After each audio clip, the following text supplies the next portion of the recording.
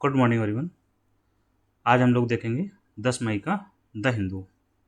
तो आज की पहली जो न्यूज़ है वो है म्यूचुअल डिफेंस ट्रीटी को लेकर के। म्यूचुअल डिफेंस ट्रीटी, पारस्परिक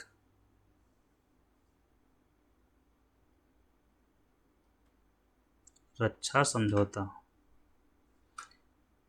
म्यूचुअल पारस्परिक रक्षा समझौता या संधि समझौता को संधि भी लिख सकते हैं, कोई दिक्कत नहीं है। तो ये किसने की है और क्यों की है, दो चीज़ें हमें जाननी है। तो फ्रांस और पोलैंड के बीच हुई है ये संधि अभी। फ्रांस एंड पोलैंड, फ्रांस की राजधानी पेरिस, पोलैंड की राजधानी वारसा। क्या है राजधानी? वारसा। इन दोनों ने आपस में संधि की है, फ्रांस और पोलैंड ने। और ख़ास बात क्या है इस संधि की कि किसी एक पर अगर कोई आक्रमण करता है तो दूसरा भी उसकी रक्षा में पूरा सहयोग करेगा, म्यूचुअल सपोर्ट करेगा। समझ रहे हैं? अगर कोई पारस्परिक म्यूचुअल सपोर्ट, समर्थन, म्यूचुअल सपोर्ट करेगा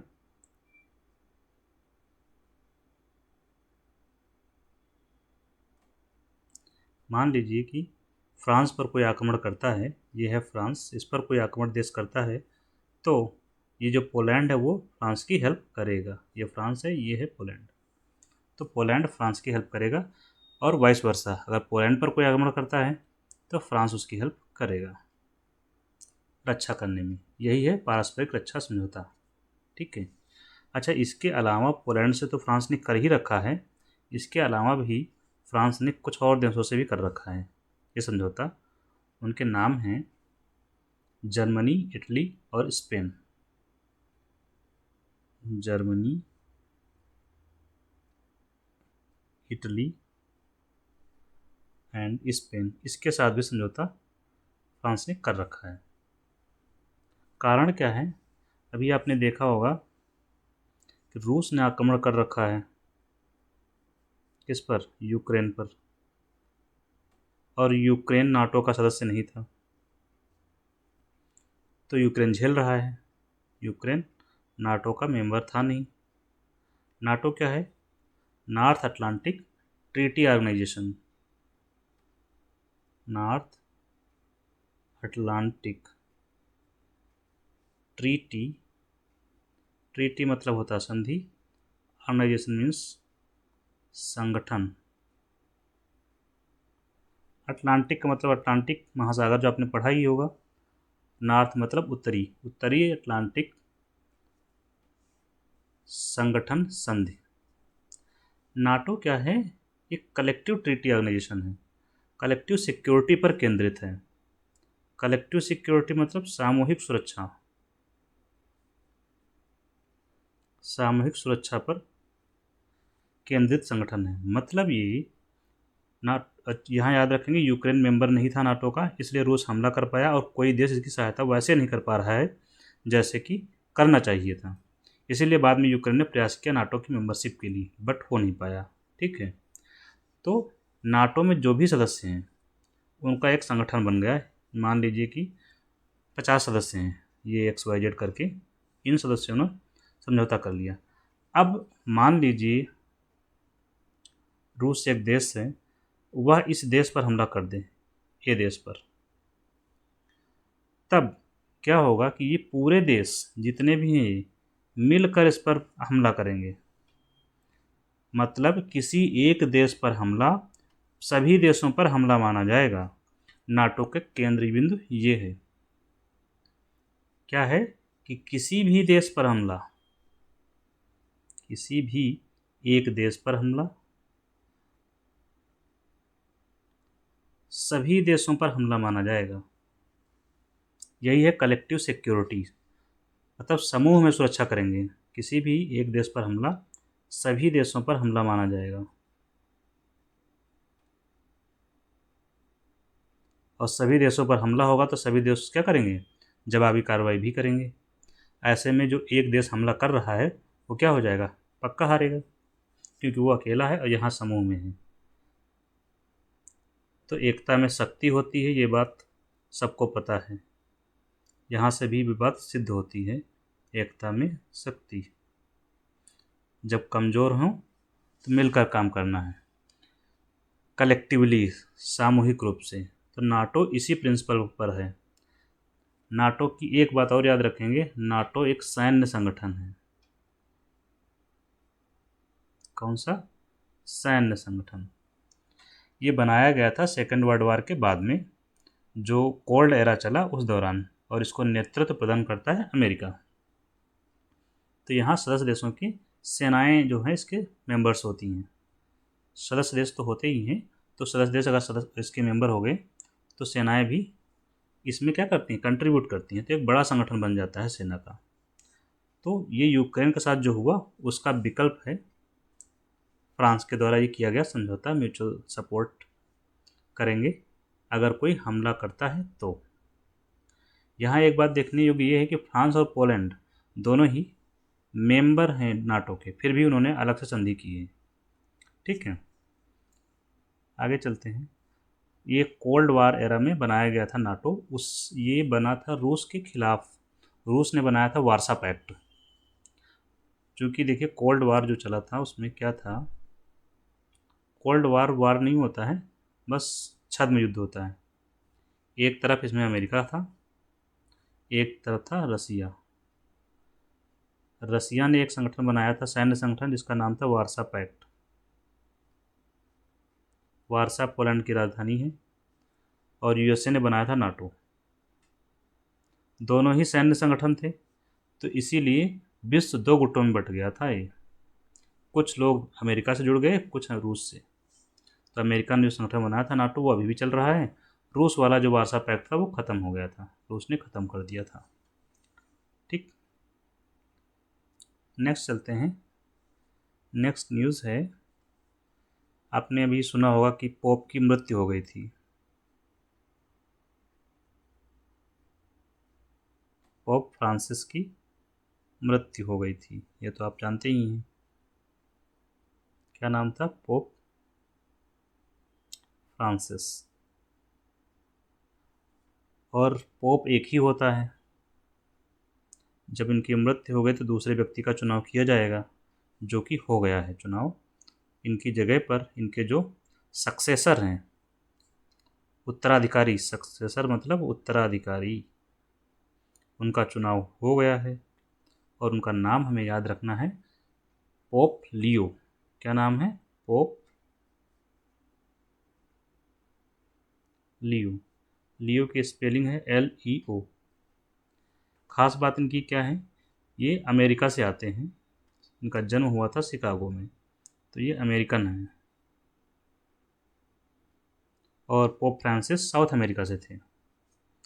और ये जो पोप लियो बने हैं, इनका जो पोप का नंबर है 267 पोप है ये। ठीक, नेक्स्ट, पोप के बारे में हो गई जानकारी पर्याप्त रूप से। नेक्स्ट हम लोग पढ़ते हैं satellite internet service. Satellite based internet service, Hindi में हो जाएगा सैटेलाइट आधारित इंटरनेट सेवा।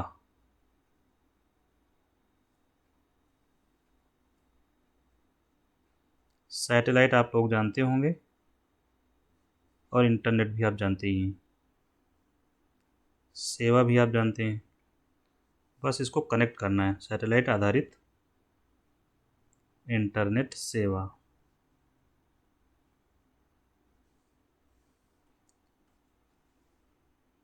यहाँ हमें समझना पड़ेगा दो तीन चीज़ें। पहले हम इंटरनेट सेवा समझते हैं क्या है।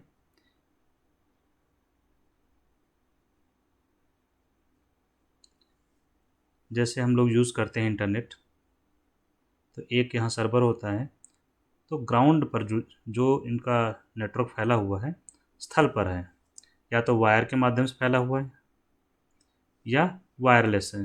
जैसे कि हम अपने देश में जब देखते हैं तो क्या है, खंभे हैं, बहुत सारे आप नेटवर्क टावर देखते होंगे ऐसे लगे हुए हैं, ऐसे रहते हैं ना, यहाँ पे ये लगा हुआ होता है ट्रांसमीटर। तो इसके माध्यम से हमारा मोबाइल कनेक्ट होता है और हम मोबाइल चलाते हैं, इंटरनेट यूज़ करते हैं। तो ये जो खंभे होते हैं, ये जो भी है इनकी व्यवस्था, ये क्या है, धरातल पर है, स्थल पर खंभों के माध्यम से या वायर के माध्यम से कनेक्ट होता है सारे कंप्यूटर। यहाँ केबल भी होते हैं। जब अंतर्राष्ट्रीय नेटवर्क की बात करेंगे, जैसे कि अमेरिका से भारत का नेटवर्क कैसे कनेक्ट होता है, बीच में तो समुद्र है।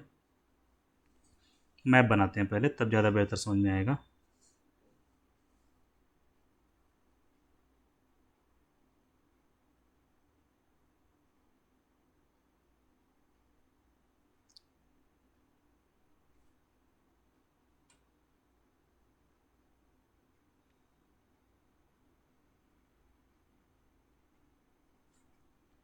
ये हो गया मैप।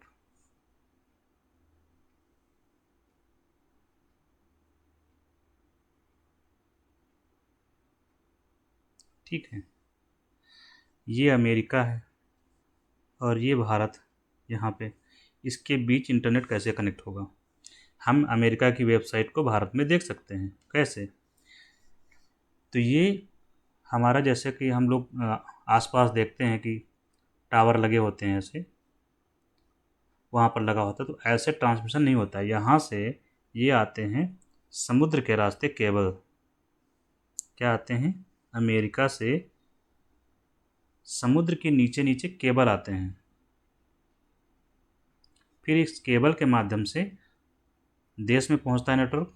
इसके बाद हम खंभे के माध्यम से, वायर के माध्यम से, मतलब या तो वायर्ड कनेक्शन, जिसको हम लोग क्या बोलते हैं, वायर्ड वाले को बोलते हैं ब्रॉडबैंड कनेक्शन जो आता है, या फिर वायरलेस कनेक्शन के माध्यम से हमारा काम चलता है, हम नेट यूज़ करते हैं। तो सब कुछ यहाँ धरती पर है, उसके माध्यम से यूज़ कर रहे हैं, या पृथ्वी पर है। सैटेलाइट बेस्ड इंटरनेट सर्विस में क्या होगा, हमारी पृथ्वी के, ये हमारी पृथ्वी हो गई मान लीजिए, इसके चारों ओर बहुत सारे सैटेलाइट्स होंगे,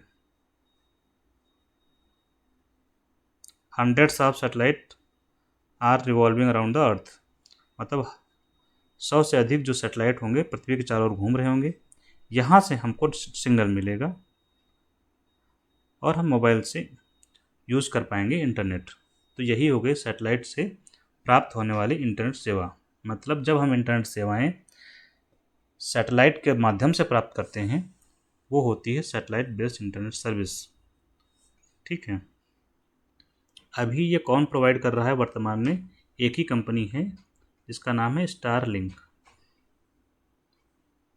विश्व में सिर्फ एक कंपनी है जो सैटेलाइट से इंटरनेट सेवा दे रही है, उसका नाम है स्टारलिंक। ये कंपनी है अमेरिका की और इसके मालिक हैं, जिसको आप जानते ही होंगे, एलन मस्क, डोनाल्ड ट्रंप के बेहद करीबी। ठीक है, इसी के माध्यम से इंटरनेट सेवाएं भारत में दी जाने की बात हो रही है, इसीलिए न्यूज़ में आया है। तो इसको लेकर भारत में चर्चाएं चल रही हैं, सरकार कंसीडर कर रही है। तो इसका पॉजिटिव फ़ायदा क्या होगा इसका, कि जैसे रिमोट एरिया है जहाँ पर टावर लगाना मुश्किल है, वहाँ पर इसके माध्यम से आराम से हम इंटरनेट सेवा दे सकते हैं। तो ये इसका फ़ायदा हो गया। रिमोट एरिया को हिंदी में बोलेंगे दूर दराज के क्षेत्र या दूरस्थ क्षेत्र। अरे गांव बीहड़ जो क्षेत्र होते हैं, पर्वतीय क्षेत्र हैं, जहाँ पर हम टावर नहीं लगा पा रहे हैं। टावर क्यों नहीं लगा पा रहे हैं, क्योंकि वहाँ इलेक्ट्रिसिटी ही नहीं है, लाइट नहीं है।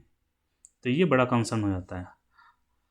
तो वहाँ पर हम सैटेलाइट के माध्यम से इंटरनेट सेवाएं दे सकते हैं और उन जो दूरस्थ क्षेत्र हैं उनको भी हम इंटरनेट से जोड़ सकते हैं, उनका विकास कर सकते हैं। तो ये इसका फ़ायदा है। अब इंटरनेट सेवा की जब हम बात करते हैं तो ये होता है, कौन सा सेक्टर बोलते हैं इसको, टेलीकॉम सेक्टर। मोबाइल वाली सारी बातें आती हैं टेलीकॉम सेक्टर में। ठीक, इसको रेगुलेट कौन करता है? जैसे कि बैंकिंग सेक्टर को कौन रेगुलेट करता है? रेगुलेट लिखिएगा, LATE। इसको रेगुलेट करता है ट्राई। ये वैसे ही जैसे कि बैंकों को कौन करता है?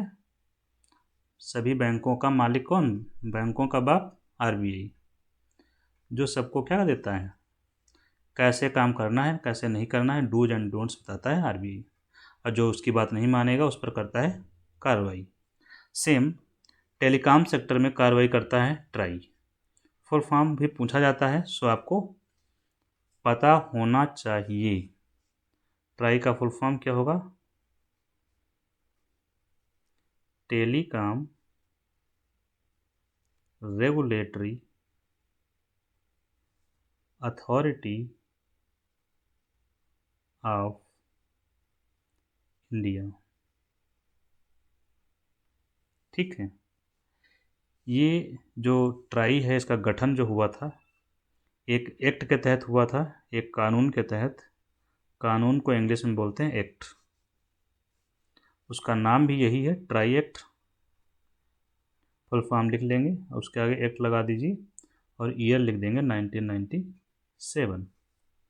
हेडक्वार्टर कहाँ है इसका? हेडक्वार्टर है दिल्ली में। तो ये बेसिक बातें हो गई इसके बारे में। तो यही ट्राई रेगुलेट करेगा इन इंटरनेट सर्विसेज को। जैसे कि ट्राई रेगुलेट किसको करता है? आपकी एयरटेल कंपनी जो आपको इंटरनेट देती है, और वोडा, और भूल गए सबसे महत्वपूर्ण कंपनी जियो। तो यह रेगुलेटरी बॉडी है टेलीकॉम सेक्टर की, दूरसंचार क्षेत्र की, जो दूरसंचार मंत्रालय के अंतर्गत काम करती है। ठीक है, अब हम आगे चलते हैं। नेक्स्ट है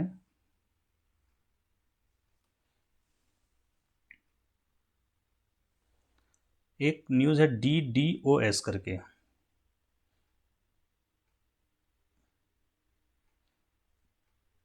DDoS ये क्या है?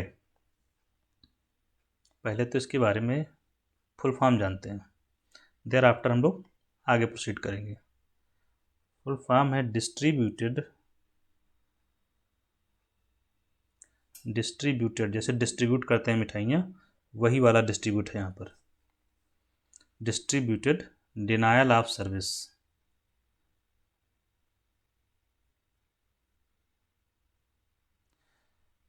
अब इसमें आपको फुल फॉर्म तो पता चल गया होता क्या है, ये हमें पता होना ज़्यादा ज़रूरी है। डिस्ट्रीब्यूटेड का मतलब होता है वितरित, डिनायल मना करना, किस चीज़ से? सेवा देने से। सेवाओं के बारे में आप जानते हैं, जैसे सेवाएं कौन कौन सी होती हैं? जैसे तो मोबाइल सेवा आप ले रहे हैं, इंटरनेट सेवा है, यहाँ उसी का काम है मेस में, तो इसलिए इंटरनेट को सेवा मान के आगे बढ़ते हैं। ठीक है। DDoS कुछ नहीं है, यह है साइबर अटैक का एक प्रकार। साइबर अटैक को हम आक्रमण लिख दे रहे हैं, साइबर आक्रमण का एक प्रकार है। और प्रकार आप जानते होंगे, जैसे स्पाईवेयर आपने देखा सुना होगा। एक सॉफ्टवेयर है कोई जो आपके मोबाइल में आ गया और आपकी जासूसी कर रहा है, आप कहाँ जा रहे हैं, क्या खा रहे हैं, क्या पी रहे हैं, आपके डेटा चुरा रहा है, आपके जो इमेजेस हैं वो चुरा के कहीं भेज रहा है। ये होगा स्पाईवेयर। एक होता है रैंसमवेयर, जो आपने सुना होगा। रैंसम मतलब होता है फिरौती।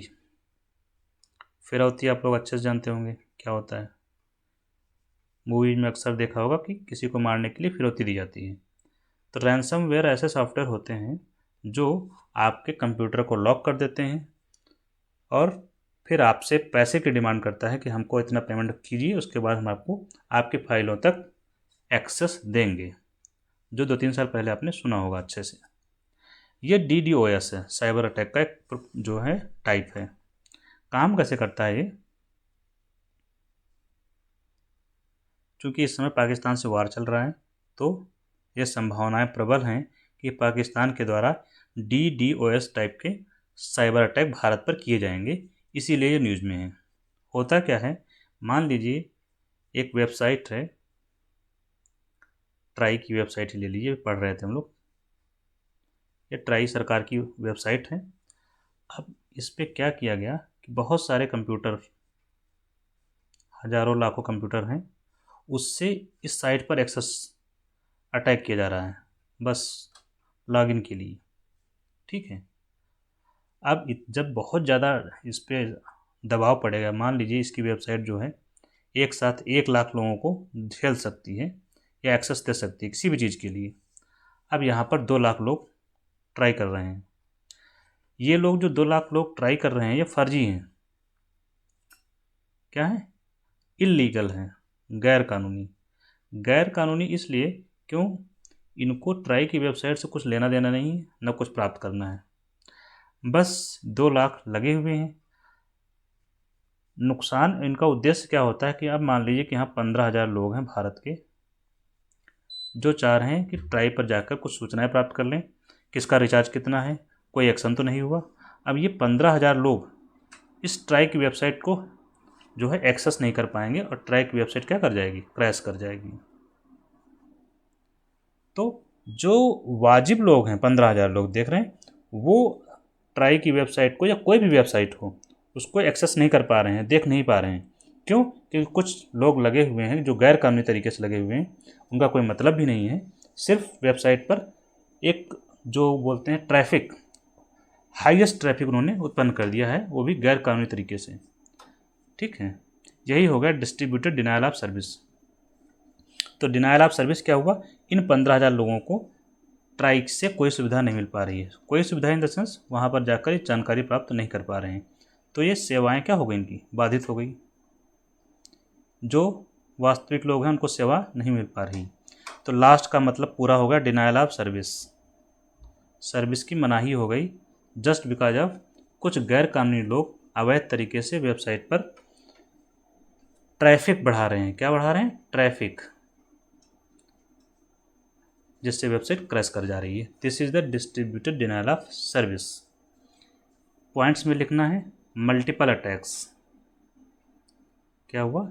मल्टीपल अटैक किए जा रहे हैं bye multiple users. Multiple attack by multiple users from various location. English में लिख दे रहा हूँ तो मैं हिंदी में बताता हूँ क्या है। मतलब मल्टीपल, बहुत से अटैक्स किए जा रहे हैं, कई जगहों से किए जा रहे हैं। वेरियस लोकेशन मतलब बहुत जगह, कई जगहों से, कई जगहों से कई लोगों के द्वारा अटैक किया जा रहा है, जिससे होता है कि वेबसाइट पर यूजर की जो संख्या होती है बहुत अधिक बढ़ जाती है, जो गैर कानूनी तरीके होते हैं विशेष रूप से। इसकी वजह से जो वाजिब लोग हैं उनको सेवाएं नहीं मिल पा रही हैं। जब भी ऐसा होता है अटैक, तो इसकी साइबर अटैक की सूचना हमें देनी होती है कहाँ पर? सर्ट इन पर। दूसरा एक नंबर है 1930, सरकारी नंबर, यहाँ पर सूचना हमें देनी होती है साइबर अटैक की।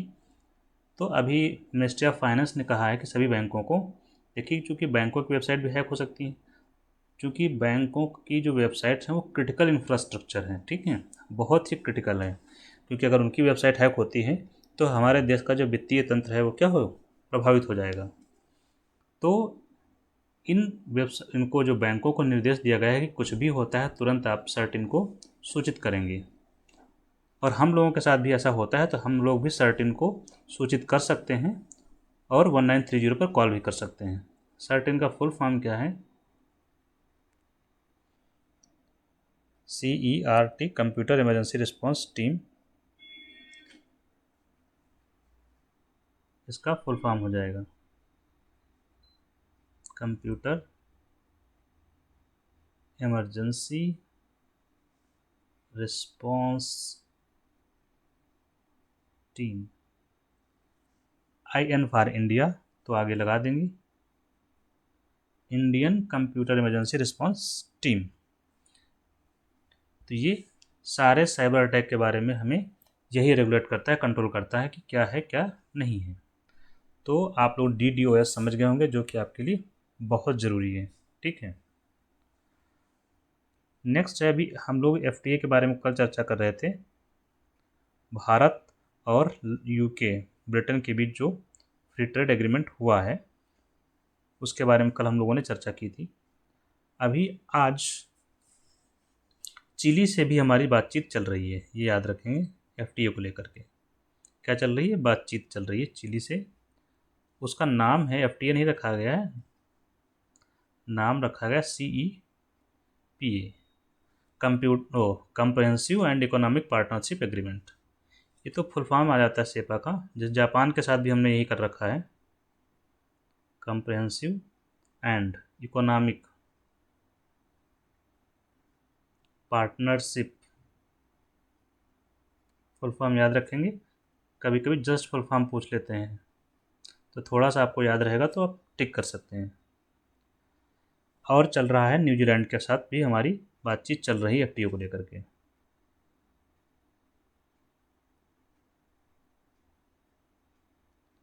इंडो यूके के साथ जैसे जो भी एफटीए हुआ है वो अभी लागू नहीं होगा, लगभग लागू होने में 1 साल लग जाएगा पीरियड।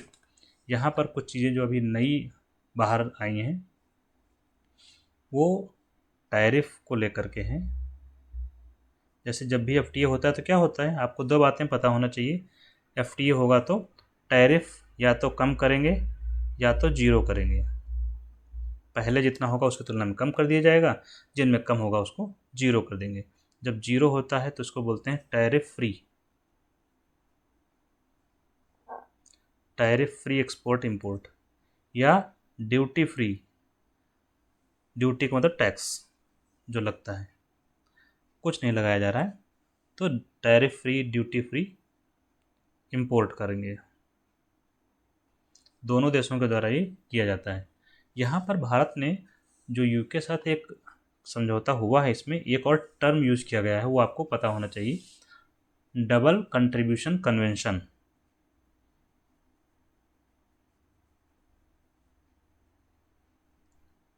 कभी कभी क्या होता है यूपीएससी में सिर्फ टर्म आ जाता है, और हल्का सा भी आपने अगर सुन रखा है तो आपको याद आ जाएगा, डबल कंट्रीब्यूशन कन्वेंशन। एक बात याद रखेंगे जब भी क्लास हमारी कर रहे हैं तो कंसेप्ट याद रखिए जो मेन फोकस में है, रटने का प्रयास कम से कम करें, ठीक है। डबल कंट्रीब्यूशन कन्वेंशन, कन्वेंशन का मतलब तो संधि होता है, ये भूल ही जाइए, इसका कोई मतलब नहीं है। तो हमें यहाँ से सिर्फ संधि का पता चल रहा है। डबल कंट्रीब्यूशन है, दोहरा। कंट्रीब्यूशन का मतलब क्या होता है? कंट्रीब्यूट करना, देना, अनुदान, समथिंग क्या होता है कंट्रीब्यूशन का।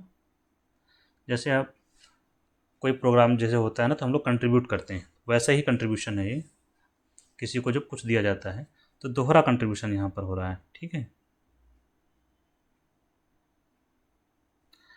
ये संदर्भ ये है यहाँ पर, डबल कंट्रीब्यूशन कन्वेंशन जो हुई है। जैसे ये हमारा हो गया, हमारा नहीं, ये हो गया ब्रिटेन, हमारा तो हो ही नहीं सकता। तो ब्रिटेन में जो भारतीय जाते हैं, मान लीजिए ये गए, ठीक है, दौड़ते दौड़ते कि हम जाएंगे ब्रिटेन में काम करेंगे, तो ब्रिटेन में काम करने के लिए आए। तब क्या होगा कि इनको 1 साल में मान लीजिए इनको सैलरी मिलती है 10 लाख रुपए, 10 लाख रुपए वार्षिक सैलरी इनको मिल रही है, सपोज कीजिए। तो इनको 20% इसका जो है वो सरकार को देना पड़ेगा। कहाँ की? ब्रिटेन की। क्यों?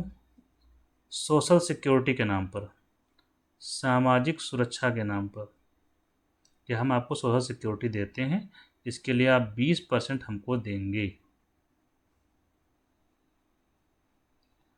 अब आप सोचेंगे सोशल सिक्योरिटी क्या है?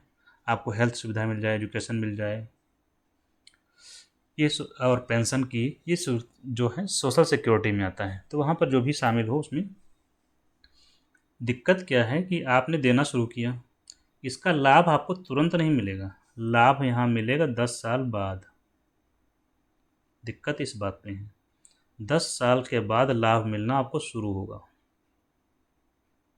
चलो बात ठीक है, 10 साल बाद मिलना शुरू हो, ये भी मान लिया जाए तो ठीक है।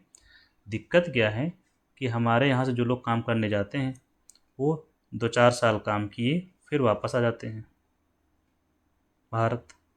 अब इनको ये लाभ मिल नहीं पाता, पैसा तो पूरा कट गया। 10 लाख मतलब 2 लाख एनुअल दे रहे हैं, 4 साल में 8 लाख रुपये कट गया, लेकिन लाभ वापस आ गया तो इनको लाभ भी कोई नहीं मिल रहा है। कंपनी को भी नुकसान, हमारे यहाँ से जाने वाले व्यक्ति का भी नुकसान। यही कन्वेंशन हुआ है कि ऐसा है कि हम 20% हमारे लोग वहाँ आपके यहाँ नहीं देंगे। सामाजिक सुरक्षा के नाम पर जो 20% आप ले रहे हैं, ये कोई भारतीय वहाँ जाएगा तो नहीं देगा, जो फॉर द टाइम बिंग वहाँ रहेगा कुछ समय के लिए, जो लोग वहाँ रहते हैं 2 साल 4 साल के लिए। यही है डबल कंट्रीब्यूशन कन्वेंशन, जिस पर सहमति हो गई है, ठीक है, ब्रिटेन के साथ में।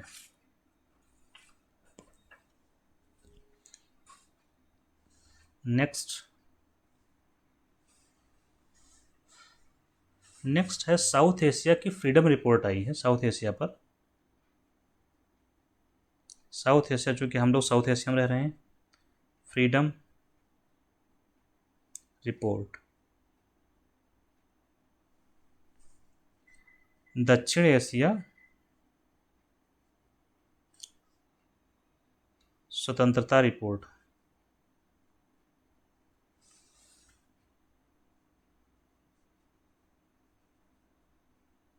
ये पूछा तो नहीं जाएगा, आपको सिर्फ पता होना चाहिए कि स्थिति है क्या जनरली, ठीक है। रिपोर्ट कहीं की भी हो, हमें एक जनरल आइडिया मिलना चाहिए, ठीक है। तो हम इसे जनरल आइडिया में रखेंगे कि हो क्या रहा है साउथ एशिया में, क्योंकि भारत भी साउथ एशिया में है। तो ये प्रेस फ्रीडम को लेकर आई है रिपोर्ट। प्रेस फ्रीडम, प्रेस स्वतंत्रता को लेकर है या उससे जुड़ी हुई रिपोर्ट है। पाकिस्तान के बारे में क्या कहा गया है, ये बहुत ज़रूरी है। पाकिस्तान के बारे में कहा गया है कि वहाँ पर अथॉरिटेरियन गवर्नमेंट है। कौन सी? अथॉरिटेरियन, तानाशाही। वहाँ पर तानाशाही सरकार है। कहने के लिए वहाँ डेमोक्रेसी है। डेमोक्रेसी को हिंदी में क्या बोलते हैं? जनतंत्र। जनतंत्र कहने के लिए, मतलब सामने से तो दिख रहा है चुनाव होते हैं, लेकिन है वहाँ पर सरकार तानाशाही की। मतलब इसका ये है कि वहाँ पर प्रेस पर प्रतिबंध बहुत ज़्यादा है। प्रेस पर प्रतिबंध हैं। प्रेस को क्या कहा जाता है? जब किसी भी देश की जो प्रेस होती है वो फ्रंट लाइन डेमोक्रेसी होती है, जो डेमोक्रेसी को इंश्योर करती है। प्रेस को तो सरकार का चौथा पिलर कहा जाता है ना, fourth pillar of government, sorry, लोकतंत्र का चौथा स्तंभ कहते हैं। लोकतंत्र का चौथा स्तंभ कहा जाता है इसे। किसको? प्रेस को। अब सोचिए, जिससे चौथा स्तंभ कहा जा रहा है लोकतंत्र का, उसे क्या कर रहे हैं लोग? बताते हैं क्या कर रहे हैं। लोकतंत्र का जो चौथा स्तंभ है उसी को गिराने में लगे हुए हैं बेसिकली। ये काम ना करें, मतलब प्रेस जो है काम ना करे, इससे क्या होगा? सरकारों को आराम रहेगा। कोई भी सरकार नहीं चाहते कि प्रेस उसकी आलोचना करें। अब यहाँ पर आरोप जो लगाए गए, सरकारों को आराम रहता है। आरोप यहाँ पर ये हैं कि जो पत्रकार होते हैं, जो मीडिया हाउसेस हैं, जो पत्रकार हैं या मीडिया हाउस जो रन करते हैं समाचार पत्र को, न्यूज एजेंसीज को, उन पर विभिन्न तरीके से सरकार के द्वारा क्या लगाया जाता है? दबाव बनाया जाता है। कैसे? उनके खिलाफ डिफेमेशन लॉ लगा दिया गया, डिफेमेशन कानून, ठीक है। उनको गिरफ्तार करना, कुछ नहीं किया फिर भी गिरफ्तार कर लिए, ठीक। पुलिस कंप्लेन कर दी किसी ने, ज़बरदस्ती पुलिस कंप्लेन हो जा रही है। इसके अलावा मनी लॉन्ड्रिंग के तहत गिरफ्तार कर लिया जा रहा है। PMLA एक्ट होता है, prevention of money laundering act 2002 का। ये पूछा भी जाता है, आप याद रखेंगे इसको। इसके तहत गिरफ्तार कर लिया जा रहा है। इसके तहत कौन गिरफ्तार करेगा? ईडी है। कोई क्राइम हुआ नहीं हुआ, CBI पहुंच गई, इनकम टैक्स की रेट डाल दी गई, ठीक है, या यूएपीए का लगा दिया गया, ये सब चीज़ें कही गई हैं। तो इनके आधार पर मीडिया पर प्रतिबंध लगाए जा रहे हैं। तो ये एक सामान्य रूप से हमें पता होना चाहिए कि मीडिया पर कैसे प्रतिबंध लगाए जाते हैं या लगाए जा रहे हैं। ठीक। नेक्स्ट है ब्लैकआउट। इसमें शब्द काफ़ी चर्चा में है, इसलिए आपको पता होना चाहिए ब्लैकआउट क्या है और क्यों है। BLACKOUT। ब्लैकआउट का सीधा संबंध है लाइट को बंद करने से। लाइट चली जाती है तो उसको ब्लैकआउट कहा जाता है। तो लाइट को बंद रखना। चूँकि इस समय पाकिस्तान के साथ लगभग युद्ध की स्थिति बनी हुई है, तो जब भी ब्लैकआउट का अनाउंसमेंट होता है तो हमें क्या करना है, घरों की लाइट बंद कर देनी है। घरों की लाइट बंद कर देनी है, या अगर बंद नहीं कर सकते तो घरों में पर्दे लगा देने हैं ताकि लाइट बाहर ना जाए। फ़ायदा क्या है, इस दौरान जब लाइट जलती हैं तो जो दुश्मन होते हैं उनके ड्रोन के माध्यम से वो पता लगा लेते हैं कि क्रिटिकल इंफ्रास्ट्रक्चर कहाँ पर है, हमला कहाँ करना है, क्रिटिकल इंफ्रा कहाँ है, लोग कहाँ पर ज़्यादा सघन हैं, ठीक है। तो ऐसी जगहों पर वो हमला करते हैं। तो जब ब्लैकआउट हो जाएगा, आपने लाइट बंद कर दी, तो उनके ड्रोन्स या उनके जो भी मिसाइल्स जो कुछ है वो इस चीज़ को इंटरसेप्ट नहीं कर पाएगा कहाँ पर है। पहला लाभ। दूसरा, लाइट बंद होने के बाद हमारी जो फोर्सेस हैं, हमारी फोर्सेस जो हैं वो आराम से मूव कर सकती हैं जहाँ पर उन्हें कार्रवाई के लिए जाना है। तो दुश्मनों को इसका आइडिया भी नहीं लगेगा। तो ये दो बहुत बड़े फ़ायदे हैं ब्लैकआउट के। So you have to know what is the blackout, फ़ायदे और नुकसान। लास्ट न्यूज़ है नीपा वायरस को लेकर। NIPAH वायरस, इसको ऐसे ही लिखेंगे, हिंदी में लिखना तो निपाह लिखते हैं, निपाह वायरस। केरल में इसके केस मिले हैं, 2 केस।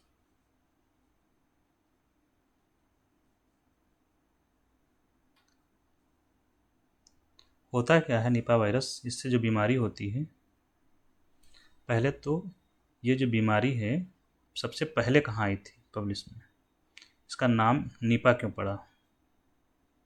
सबसे पहले इसका केस आया था कहाँ, मलेशिया में। तो आपको ये पता होना चाहिए सबसे पहले इसका केस, पहला मामला मलेशिया में आया था। और मलेशिया में भी कहाँ आया था, एक गांव है नीपा गांव।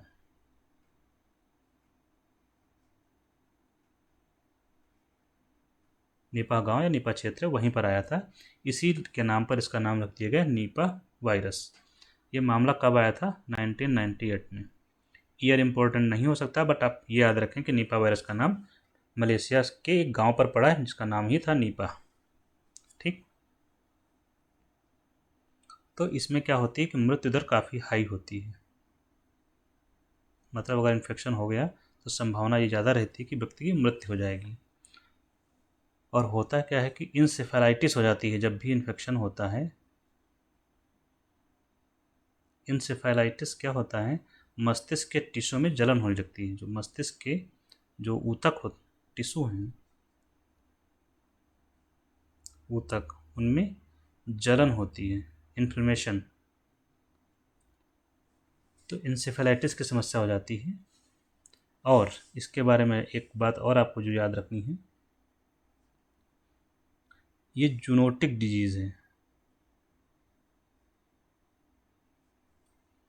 या जूनोटिक वायरस है। मतलब यह जानवरों से मनुष्य में आया है, मनुष्यों में आया है, ट्रांसफ़र हुआ है, जानवरों से मनुष्य में ट्रांसफ़र हुआ है। जानवर कौन है यहाँ पर, जानवर है आपका चमगादड़, bat.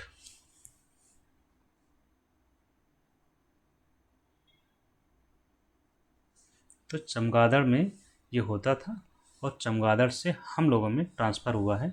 That's why it is called zoonotic disease. ये जो बीमारी होती है जो जूनोटिक डिजीज़ हो जाएगी। जूनोटिक डिजीज़ कोई डिजीज़ नहीं है, वो प्रकार है कि ये जानवरों से मनुष्यों में होने वाली बीमारी है, उससे सिर्फ इतना मतलब है। और ये होता है फ्रूट बैट से, फल खाने वाले चमगादड़।